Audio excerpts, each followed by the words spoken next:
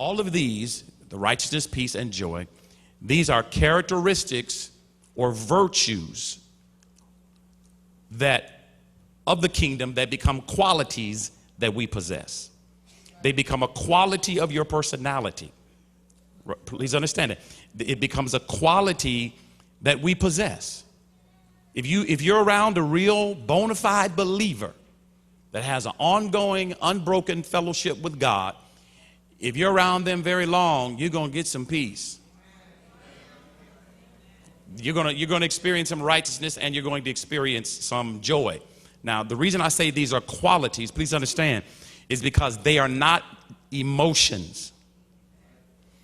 It may or they may demonstrate themselves or be revealed at times through our emotions, but they are not just emotions. I'll explain that in a moment.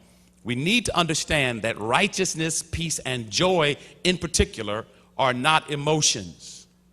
They're qualities that we possess, which means they become a part of who and what we are all the time and everywhere we are. Now, to illustrate that and make it as clear as possible, Israel's righteousness or their right standing with God was displayed in them keeping the law of God. So when Israel kept the law, they were right with God. That resulted in their righteousness or being in right standing with God. That right standing that Israel in the Old Testament, that righteousness or that right standing with God in the Old Testament that Israel had from keeping the law produced a state of peace in the kingdom or the nation of Israel. Are you tracking with me so far? As long as Israel did what God said, they were righteous with God. And as long as they were right with God, God fought all their battles and they never lost a battle, which produced a state of national peace and tranquility. As long as Israel did everything God told them to do, God fought all their battles. The rain came. They had bumper crop harvest. Everything was wonderful. They had a state of national tranquility. Any enemy that rose up against them, God would just wipe them out. That's why he said, one of y'all can chase 1,000. Two of y'all, because I'm with you. All right? So, I want you to understand then, God gave Israel the victory every time. Write that down. Say it out loud. God gave Israel the victory every time.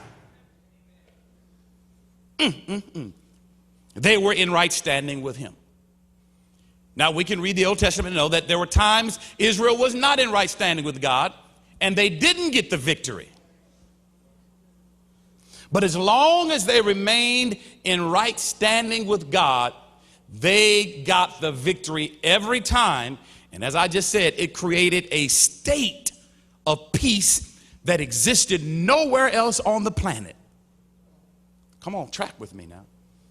If you were an Old Testament Israelite during the days of Joshua in particular, no enemy could stand before him. God said, everywhere the sole of your foot treads, I'm going to be there. Man, that's why when I don't want to go there, but I guess I got to go there.